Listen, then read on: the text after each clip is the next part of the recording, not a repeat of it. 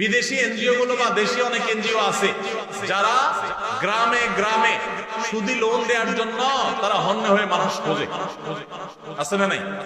কিস্তিতে টাকা দেওয়ার জন্য হন্যে হয়ে থাকে। আপনারা একটা জিনিস খেয়াল করবেন, আপনার অন্য কোনো বিপদে তাদেরকে পাবেন না, কোনো বিপদে তাদেরকে পাবেন না। আপনার ছেলেটা অসুস্থ, তারা আপনার ছেলেটাকে নিয়ে সেবা করে চিকিৎসা করায় দিচ্ছে কোনো স্বার্থ ছাড়া, এগুলো নরমালি খুব একটা পাবেন না। কিন্তু দেখবেন তারা কিস্তিতে লোন দেওয়ার জন্য পিছে পিছে ঘুরে, কারণ এরা জেনে হোক আর না জেনে হোক শয়তানের দোসরের ভূমিকায় অবতীর্ণ হয়েছে। এই সুদের জাল গোটা পৃথিবীতে বিছানো হয়ে গেছে, গোটা পৃথিবীর অর্থনীতি দাঁড়িয়ে আছে সুদের উপরে। আমরা বক্তব্য দিচ্ছি কিন্তু আমরা জানি যে আমাদের আষ্টে পৃষ্ঠে সুদ আমাদেরকে ঘিরে আছে।